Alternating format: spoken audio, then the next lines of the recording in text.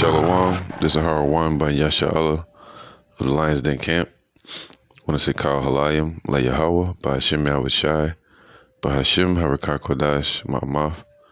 Double honor to the elder apostles of GMS and the elders. Shalom to you, Akim, and Akwati, my children, that believe in sincere and truth around the four corners of the earth. It's going to be a quick lesson, a response and a rebuke against this camp, Onebody in Yahweh Shai, when it's clear that they're one body in Satan. All right, they're one body in the adversary. They're the spirit of false doctrine.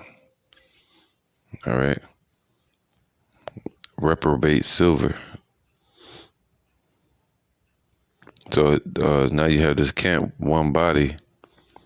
Their leader, or whoever put this video out, saying that Alexander the Great and the Greeks were Israelites, which would make no sense. All right, you had Israelites that were Hellenized, all right, after the Greek Empire was really established with Alexander the Great. All right, in 336 BC, and, but then you had a lot of our people that were Hellenized. All right, meaning became Greeks. That's what the word Greek means, a Hellenin or a Hellen, which means to be a Hellenista, which would be an Israelite that took on Greek customs, or you can be a Hellenin or whatever. The word is interchangeable. Or you can be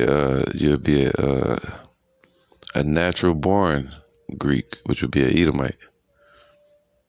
All right, so we know we have two forms of Greeks, two forms of Gentiles, but that's not what this is about. This lesson right here is going to be about how the Macedonians, all right, the true-blooded Macedonians or Greeks, or what would it be called, man? The Argian dynasty. All right, the dynasty before the Diadochi.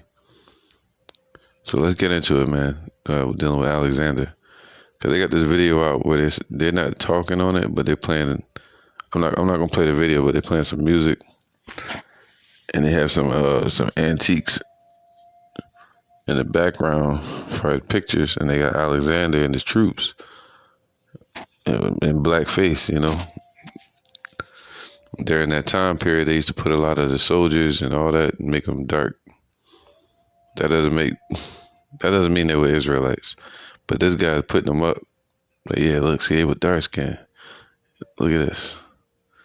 Let's get into it, man. All right, check this out. I want to read this real quick just to open up the topic. It's an article I found dealing with the Macedonians. Now check this out. 2nd Ezra 6 and 9. For Esau is the end of the world, and Jacob is the beginning of it that followeth. And that's important. All right, because that's what the sign to look for. Who's ruling and been dominating the world all until the prophecies come about. All right, who is the mystery of iniquity that the Lord warns us about? When he was on the scene, he said that it already is working, meaning they're already in power, the Edomites. Because it said in the scriptures, Esau is the end of the world. So Alexander founded Macedonia in 336 BC. All right, took over the Persian Empire in 330, or 334 to 330, in a 4-year siege against the Persians. Then after him, you had the Diadochi that took over, which were Syrian Greeks, but they were of the same nations. right? Just different families in the same nation. They're called Temanites, all right? Even though Alexander was born in Pella, Greece in 356 BC, you had his forefathers and his ancestors that moved to that area. But before that, they were called Temanites, and we know Teman represents the chief house of Esau, the Amalekites. So let's read this real quick. It says, Thucydides, an Edomite historian, sound like an Edomite name, an Edomite historian from 430 BC, so it's from the 4th century, almost during the times of Artaxerxes. All right, this Edomite historian, the history of the history of the Peloponnesian War. All right, I'm going to do some research on that. All right, the country on the sea coast, now called Macedonia, was first acquired by Alexander, the father of Perdiccas, a general, and his ancestors were originally Temanids, all right, Temenidae, from Argos. Alexander and his people migrated into the land of Greece and conquered it. Macedonians originated from Edom. Alexander originally came from Teman, Temenidae. Alexander's forefathers came from Edom and settled in Argos, Greece. They were called the Temenidae, kings' descendants from Esau's grandson, Teman. All right, so now we know that the Temanites, which was Teman was a grandson of Esau. All right, we know that Teman represents the wise or the upper elites of Esau, of Edom. All right, their think tanks. Jeremiah 49:7. Concerning Edom, thus saith Yahweh of hosts, is wisdom no more in Teman? Is counsel perished from the prudent? Is their wisdom vanished? All right, so this is the Lord cursing Esau. All right, so we know that their wise men in their worldly knowledge on the left-hand side represents the Temanites, all right, of whom Alexander descended from. Let's get more in depth. All right, now we have a scripture here in the editions of Esther in the Apocrypha. All right, where Artaxerxes was reflecting back on his forefather, Xerxes, when his dad Xerxes was ruling. I think around 486 BC to around 445, if I'm not mistaken, or 465. But his dad was ruling, and he had Esther with him, which was an Israelite. All right. And not to get too far into the story with Esther, but we know about Mordecai, the Benjamite, and how Edomite named Haman tried to rise up against Mordecai and Esther, because Mordecai didn't want to bow down to Esau when he walked into the room. In the midst of Xerxes raising up this Edomite over his to delegate over his kingdom as a general, the same Edomite wanted to destroy all Israel, and thus you have the whole celebration of Purim, where the Lord delivered us and turned the destruction on to Esau, just like he's about to do in these last days. All right. Now, this is who Alexander descends from. Haman. All right. And Teman. And these were Edomites. All right. So let's get this real quick. Editions of Esther 16:1. The great king Artaxerxes, unto the provinces, the princes and governors of 177 provinces from India unto Ethiopia and unto all faithful subjects, greetings. All right.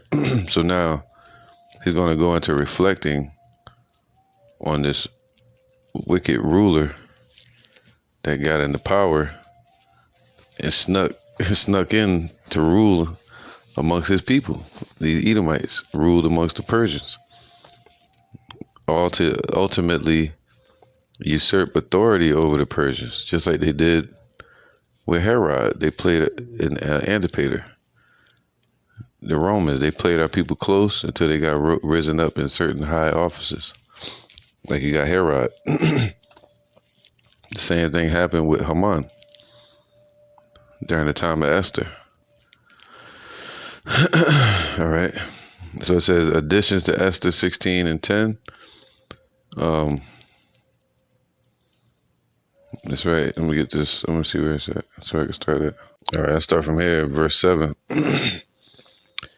Wow, man. So you're talking about Esau right here. It's the Persians rebuking these Edomites. Verse 7, it says, now ye may see this as we have declared, not so much by ancient histories. So he's looking into history. All right. Artaxerxes looking into the past at Xerxes and the mistakes that he made by trusting Esau. It says, ancient histories, as ye may, if ye search what have been wickedly done of late. See, this guy Haman, this Edomite, was wicked. All right, done of late, the pestilent behavior of them that are unworthily placed in authority. All right, just like Esau was unworthily placed in authority. And we must take care for the time to come that our kingdom may be quiet and peaceable for all men, both by changing our purposes and always judging things that are evident with more equal proceedings. See, through the situation with Esther and Mordecai, they were able to save the Persian kingdom at that time, the Persian Empire, from being destroyed under Haman, Edomite, all right, through his actions. Verse 10.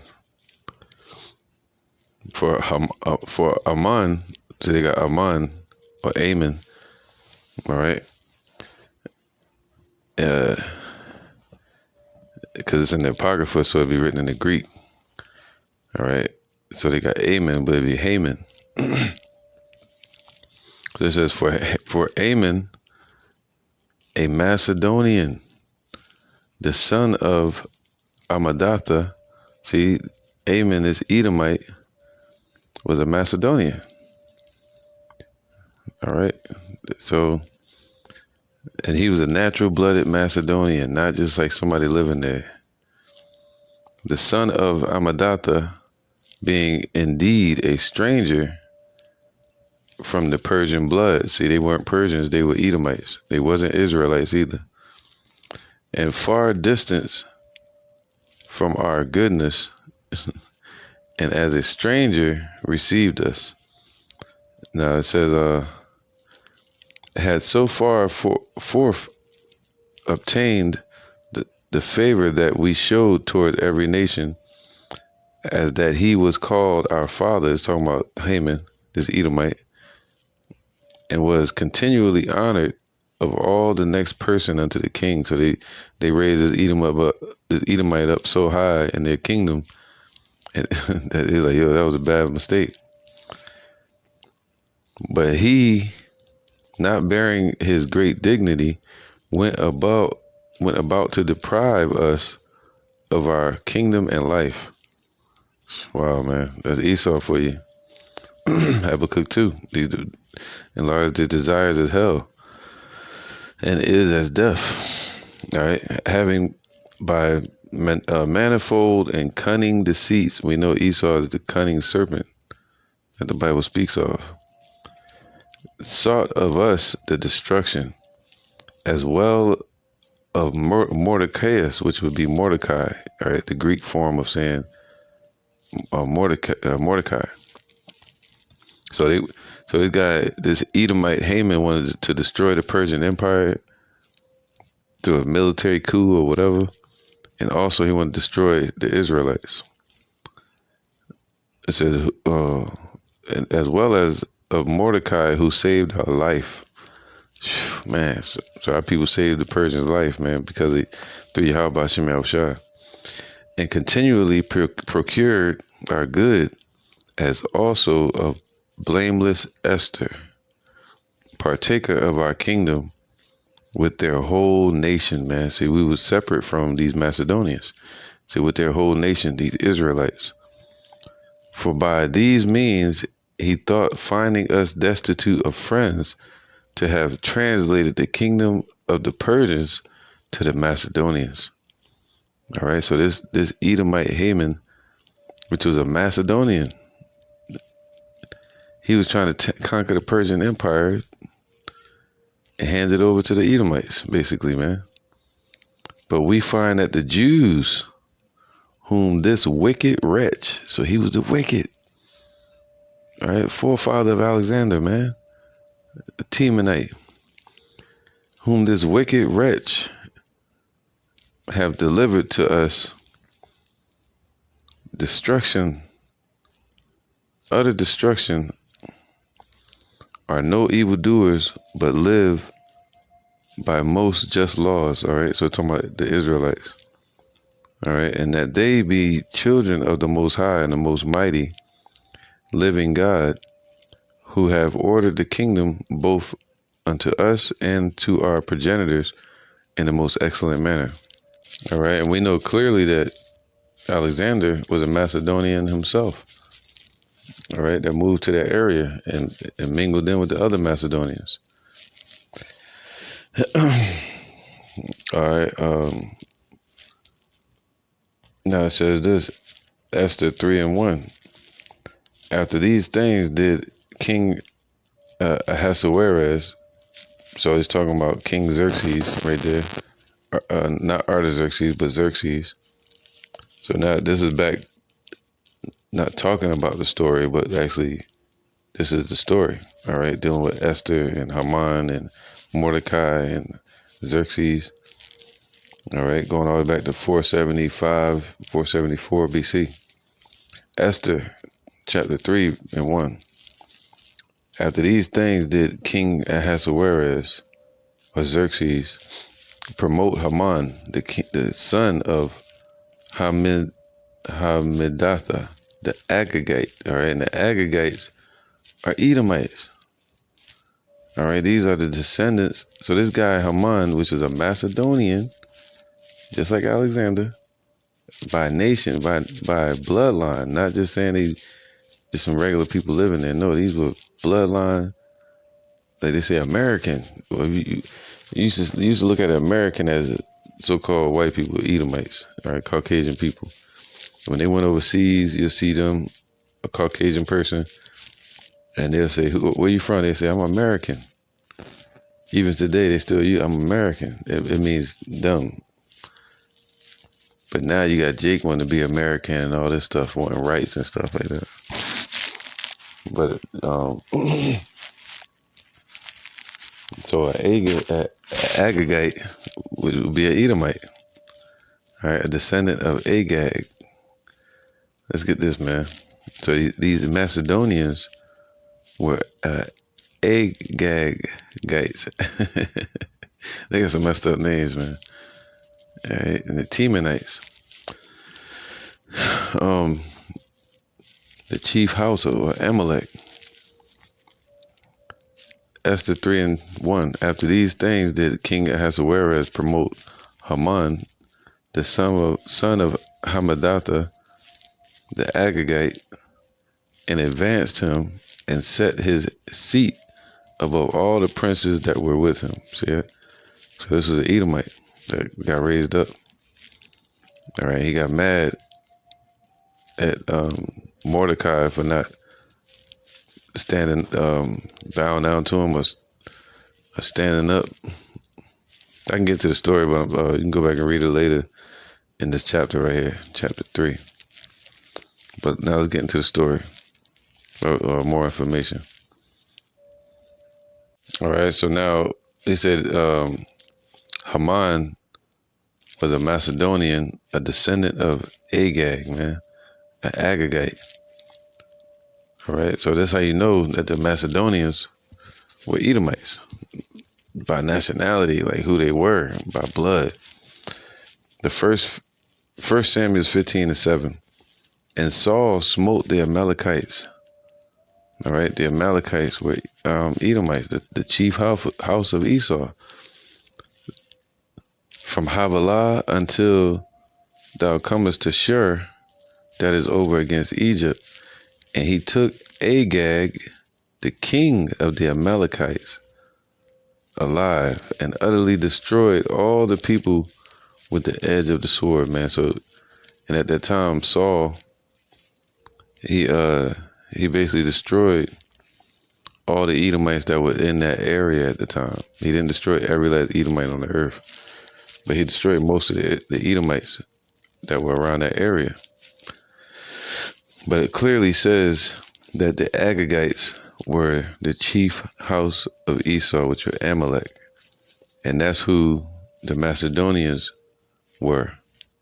And that we know that Alexander was a Macedonian, all right, by who they are, Esau.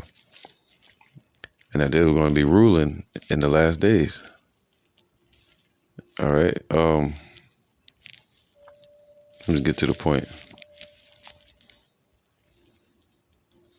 So it says there clearly that the Macedonians, one of them was named Haman, an Edomite,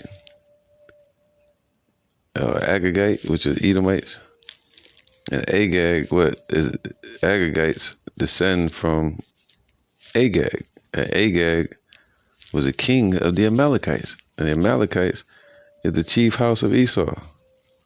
All right, now this is Genesis 36 and 8. Thus dwelt Esau in Mount Seir. Esau is Edom. All right, so we know that the Edomites are Esau. They descend from Esau. And when you hear Esau in the Bible, it's talking about Edom, same people. And these are the generations of Esau, the father of the Edomites in Mount Seir.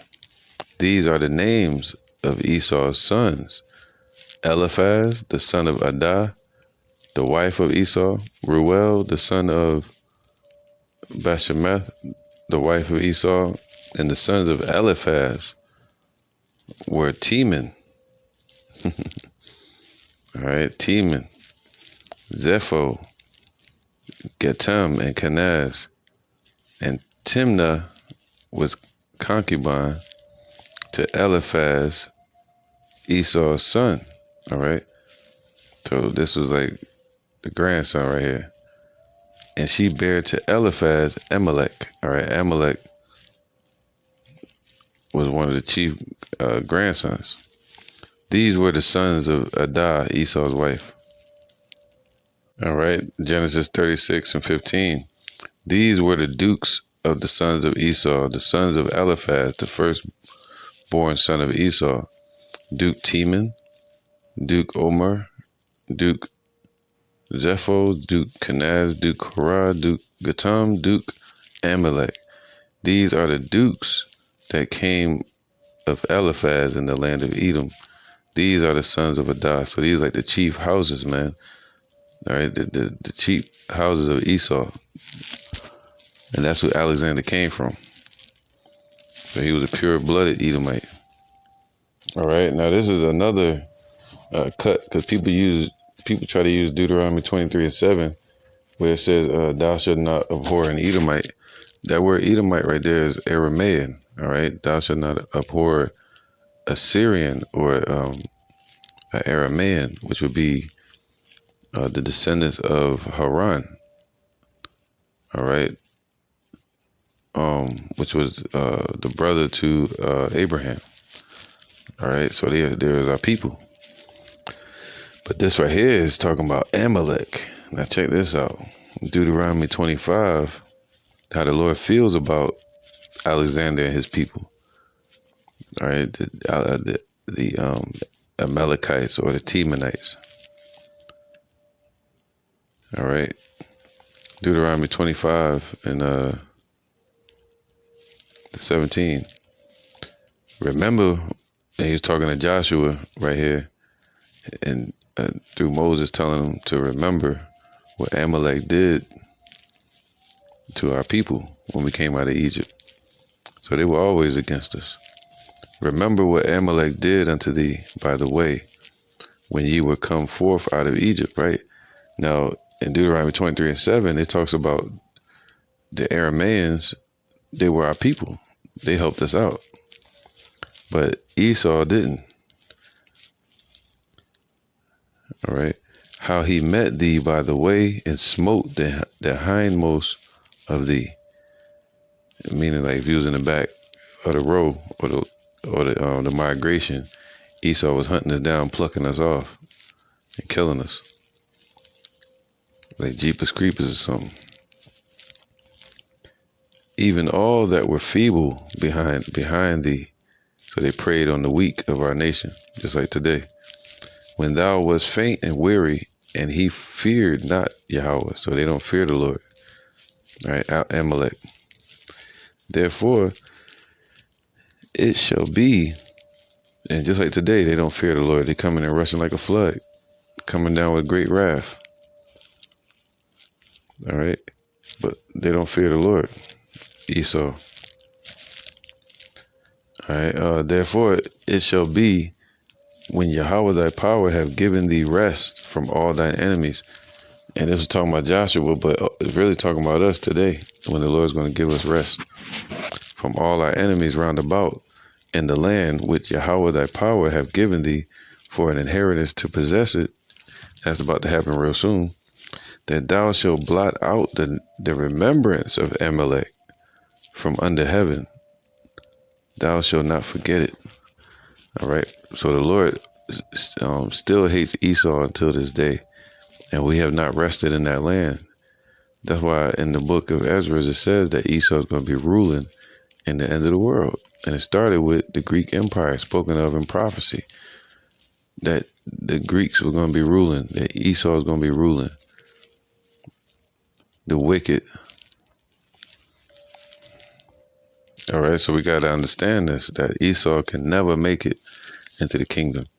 And that Alexander was not an Israelite. Alexander was a full-blooded Temanite descendant from Esau.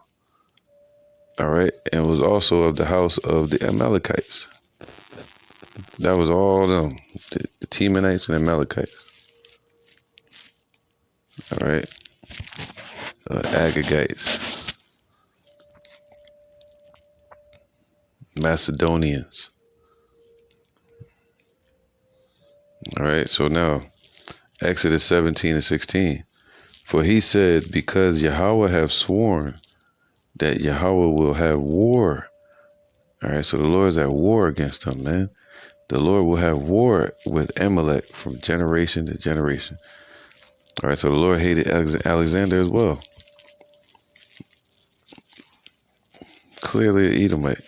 All right, so now, and it's written about Alexander that he was a Macedonian. And that term Macedonian goes back to being a Temanite or a Temanite. All right. Now, his dad, Philip, they thought he was so wicked that they called him Zeus or whatever, man. Even though that's a pagan idol, but they said he was the incarnation of the fucking spiritual demon Satan, man. And that his son Alexander, when he was born, his mom, I forgot her name, but his mother, she was I think her name was Dionysus. I could be wrong, but his mother, she was a serpent worshiper. I mean, she slept with snakes and had sex with them and stuff like that. You know,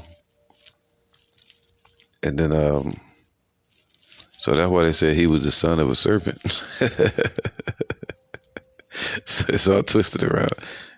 No pun intended. There's a lot of wickedness shrouded around this guy Alexander, man. That these idiots over there at Onebody are praising, man, honoring him, honoring the Edomite. All right. First Maccabees 1:1. So this Edomite Alexander, when he came into power, so he really started ruling in 336 BC when he took over Greece. He took over Babylon around 331. All right, and he had the Persian War with Greece going on, or Macedon from 334 all the way to 330. So it was like a 4-year war. And the last ruler of the Persians was known as the king that lost the kingdom to the Greeks. And his name was Darius III. All right, he was called a failed king, and he lost to Alexander. So now, First Maccabees 1:1, and it happened after that that Alexander, the son of Philip the Macedonian. So they were Macedonians, man. They were Edomites. All right, descendant from Haman. Haman was clearly an Agagite. The Agagites, all right, descendants from Agag, and Agag was king of the Amalekites. Amalek is one of the chief houses of Edom. So you can't get away from it. Alexander was an Edomite, one of the chief house of Edom, Esau. All right, the red devils. First Maccabees 1:1, and it happened that after Alexander, the son of Philip, the Macedonian, who came out of the land of Shittim, which is Greece or Macedon, had smitten Darius, king of the Persians and the Medes. All right, so Darius was king of both Persians and the Medio and the Persian Empire. It was called originally the Persian Empire during the time of Cyrus, but it was called together the Medio-Persian Empire under Xerxes. All right, so it says this, that he reigned in his stead the first over Greece, man. So Alexander was the first ruler over Greece and Macedonia in 336 BC. That's when he took power over that area. All right, and mingled them with his own people, which was the house of Amalek. All right, and the Temanites. It says, and made many wars. So he was clearly a Macedonian, just like Haman.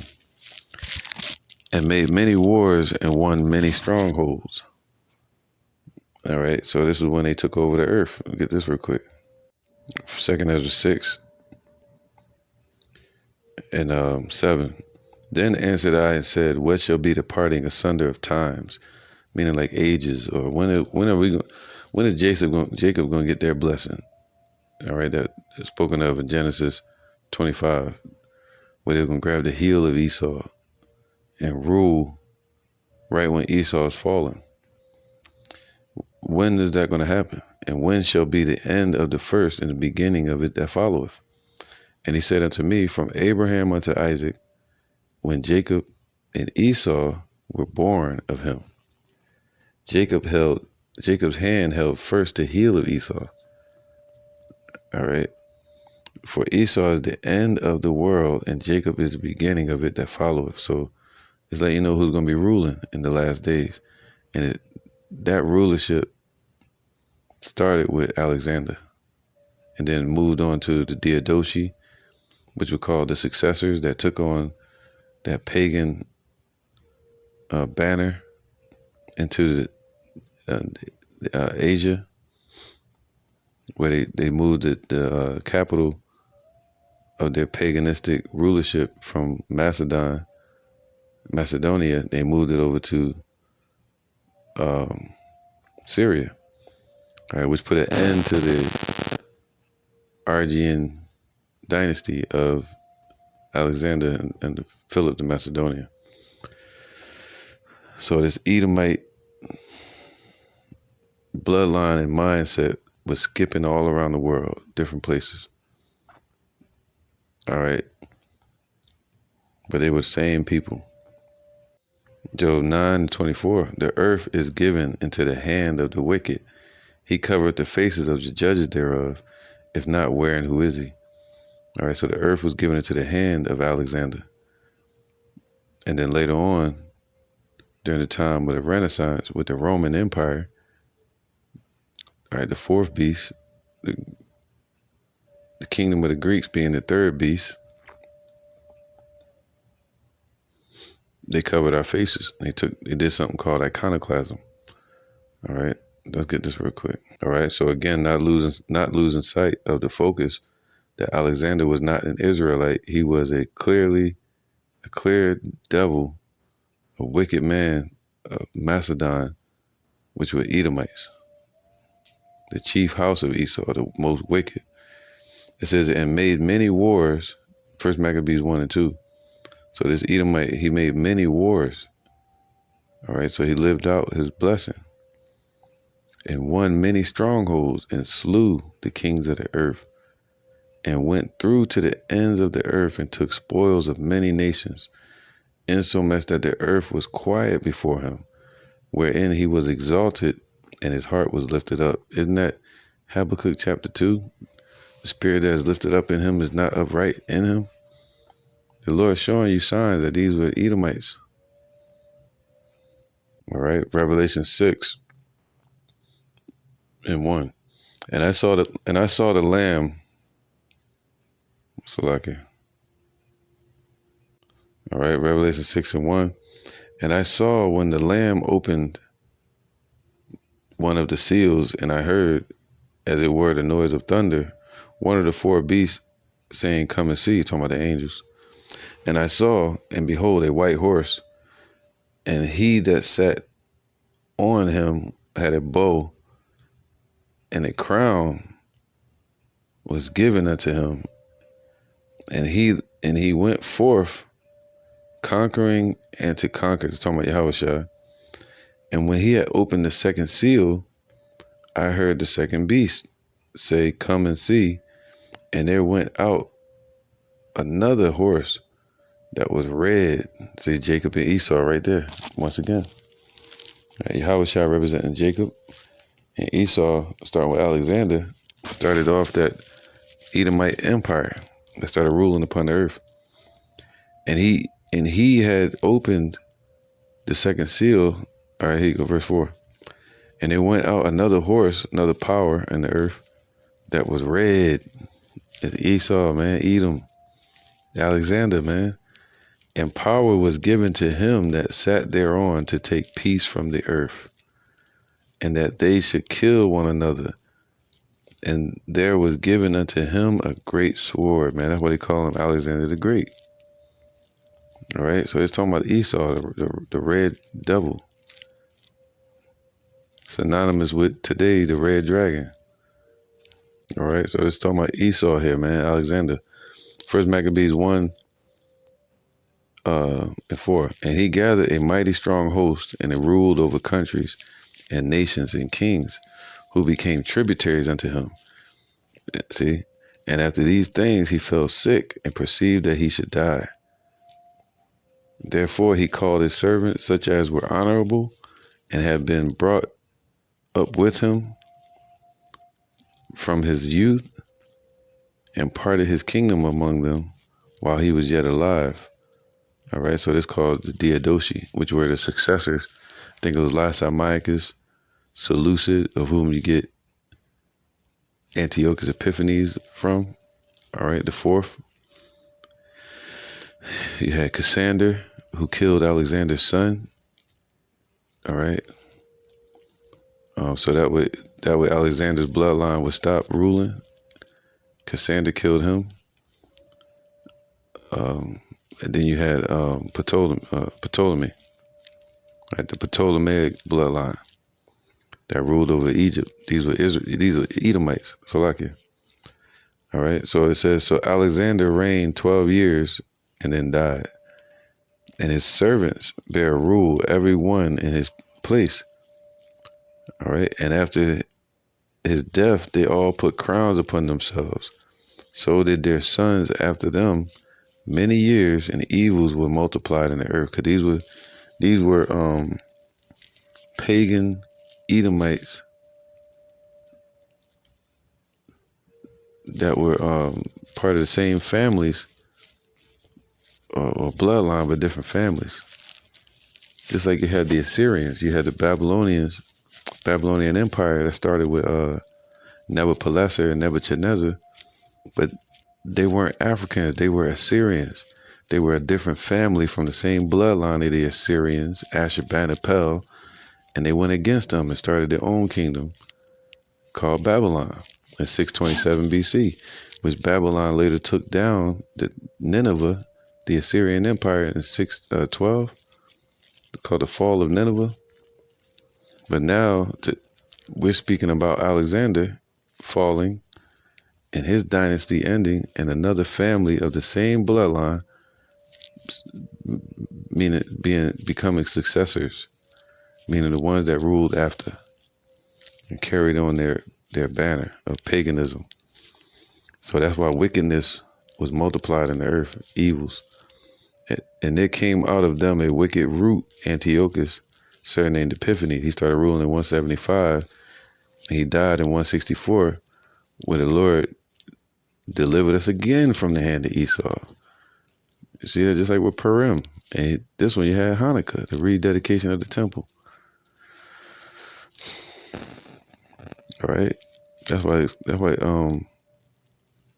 Artaxerxes called Esau a pestilence. It says, and there came out of them a wicked root, Antiochus, surnamed Epiphanes. He called himself God. That's what the word Epiphanes means. Before that, he was just whatever name he was before that. But he called himself Epiphanes, or God, once he got into power. And no other king of those Diadoches took away our rights and our beliefs. This king here, he wanted to take away our beliefs and make us pagans and Hellenize us. And he did that with most of our people.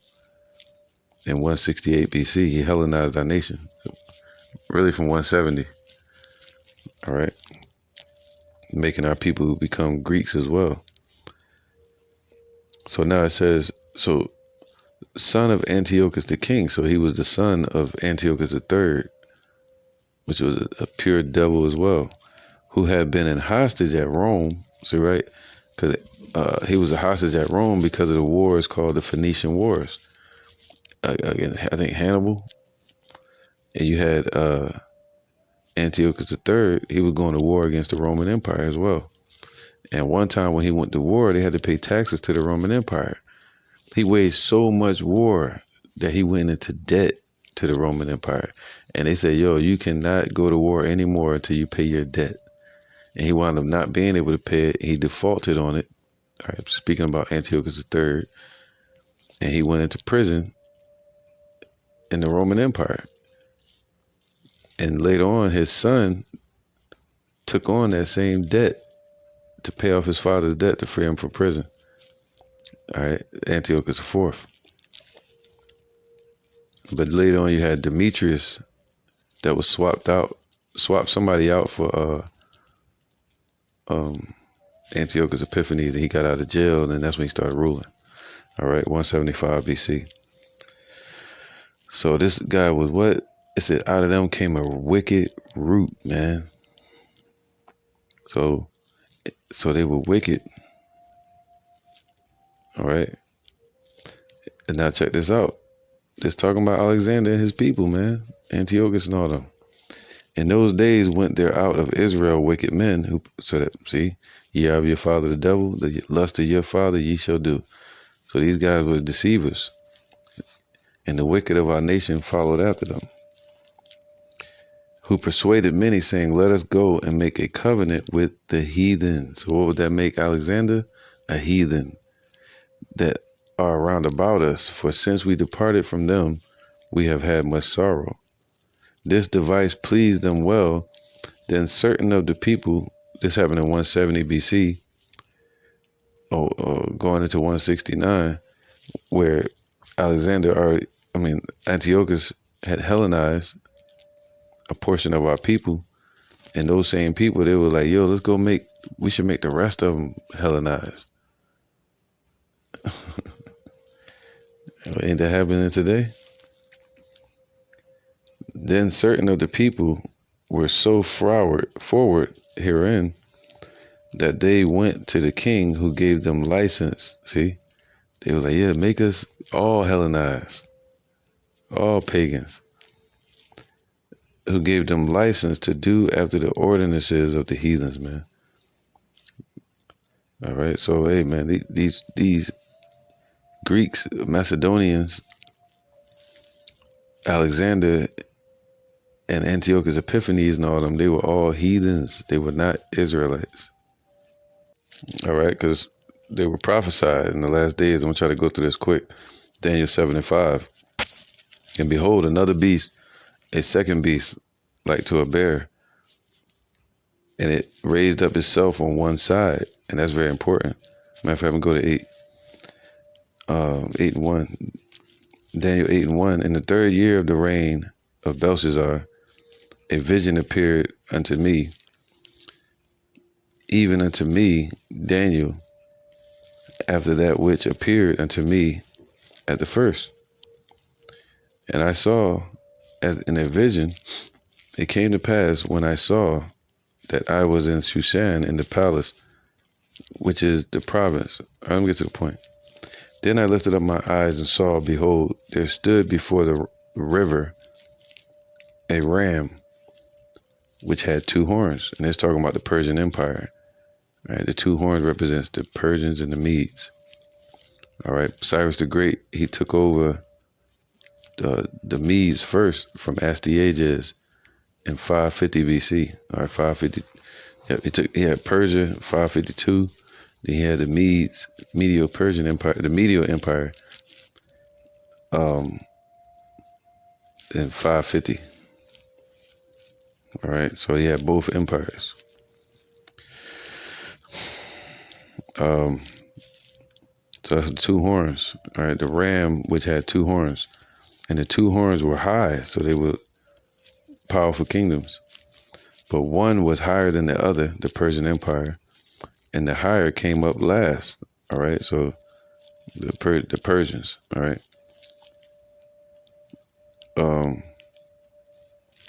And I saw the ram pushing westward and northward and southward, so that no beast might stand before him.